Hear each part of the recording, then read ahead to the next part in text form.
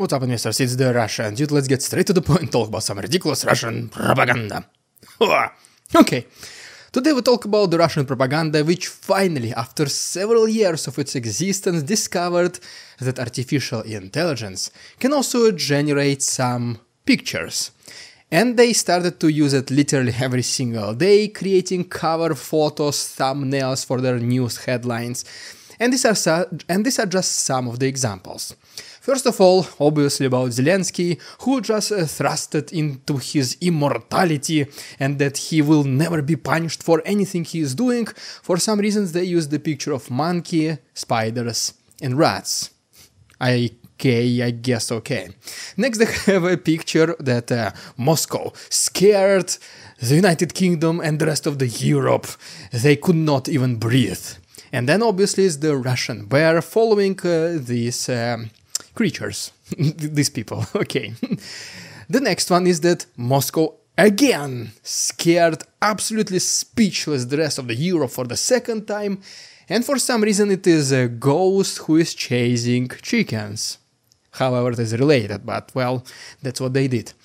And ultimately is that the US army was exiled from yet another African country, and using these pictures to illustrate, according to them, the most typical American soldier. And guys, very important announcement about the ridiculous Russian propaganda. I started recently watching the statistics of my videos about specifically the retention of the new audience, and I see that 20 to 30% of you guys are skipping this part to go actually straight to the point, to the main news of the video. So please let me know down below in the comments whether you prefer to keep ridiculous Russian propaganda in the very beginning of the video, just to like kinda set the mood, or if you want I can move it all the way to the end of the video, just to end on the higher note, just to end with something positive. Please let me know which option would you prefer. In the meantime, let me give you a brief update from the east of Ukraine, and then we're also gonna talk about Vovchansk, where hundreds of Russian soldiers got surrounded and they started to surrender one by one. Tables turned, it was inevitable. To begin with, right here is the video from Belgorod, where Russian soldiers were driving in this Bukhanka mini bus. They stopped to get some groceries, everyone left the car, and then the Ukrainian drone turned this car into atoms. Then these soldiers, they started exiting the store and were like, hey dude, where's my car? Literally. Please like this video if you got the reference.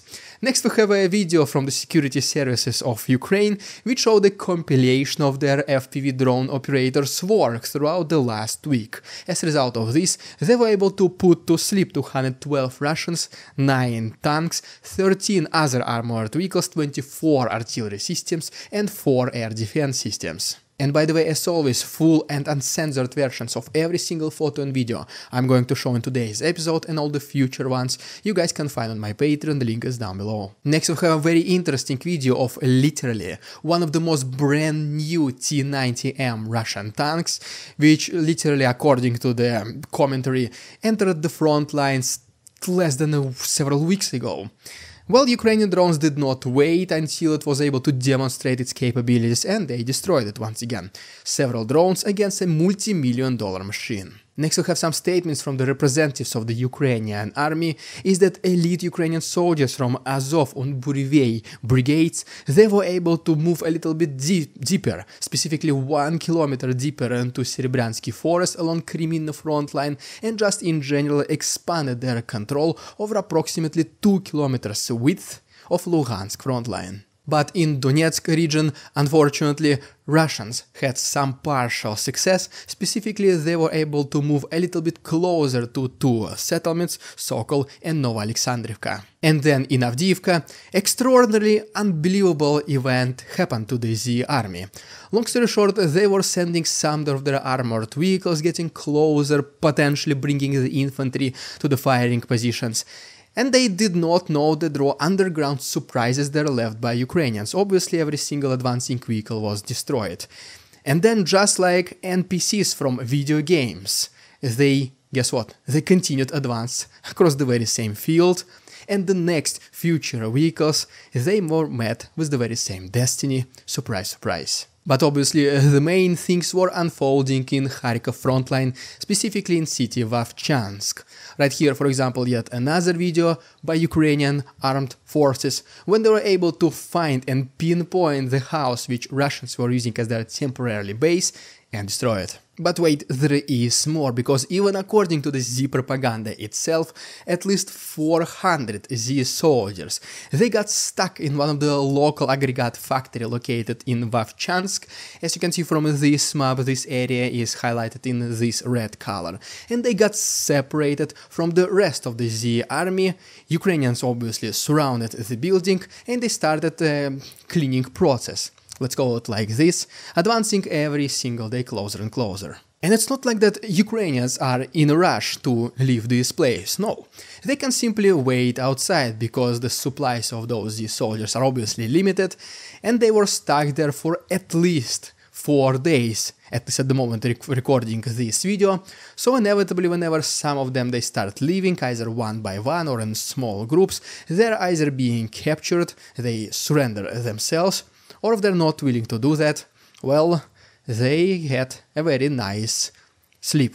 Even one of the articles by the Forbes confirms that this event is indeed happening right now, and they call it the cauldron of fire. They also confirm that approximately 400 Z soldiers are located on the territory of this factory, and Ukrainians were able to literally surround them and cut from the rest of their comrades.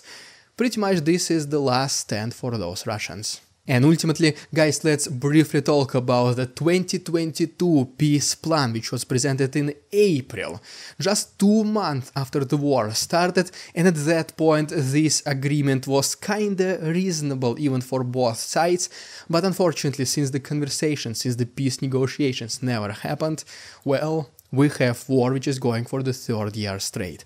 And normally, guys, I would make this a Patreon exclusive chapter, but not today. Today, the video itself is not that long. For this reason I decided to include this extra chapter for free for you guys on YouTube, but still, if you want to see full uncensored episode and also support my work, please go ahead and check my Patreon, the link is down below. Thank you so much, it's the best way to support my work right now. And so this 2022 peace agreement, which was drafted and even potentially discussed a little bit, so these are its main points. First of all, the Crimean Peninsula. Pretty much the breaking point, the pain point of both countries.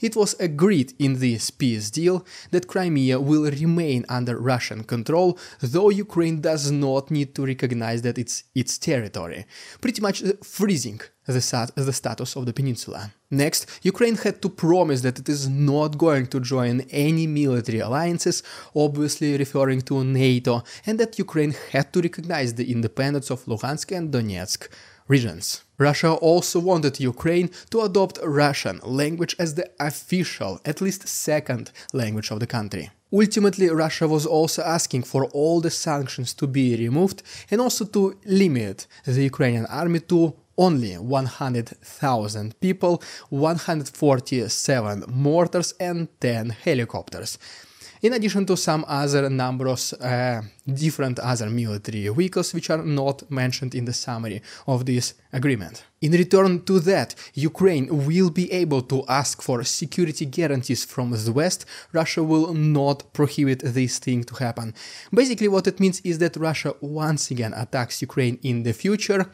Western countries will be able to join the war on the territory, on the side of Ukraine, and Russia will not see it as escalating the situation to the Third World War, whatever it means. And finally, Ukraine will be able to join the European Union. Without a doubt, this so-called peace agreement heavily favors Russia, so for this reason I'm assuming this is why the peace negotiations never happened. Because even at that time Ukrainians were, I would say, desperate, but not that desperate to accept these conditions. It was later, whenever the Ukrainian authorities and especially military realized that you can and you should fight against Russia and Putin, it is not something impossible for them to do.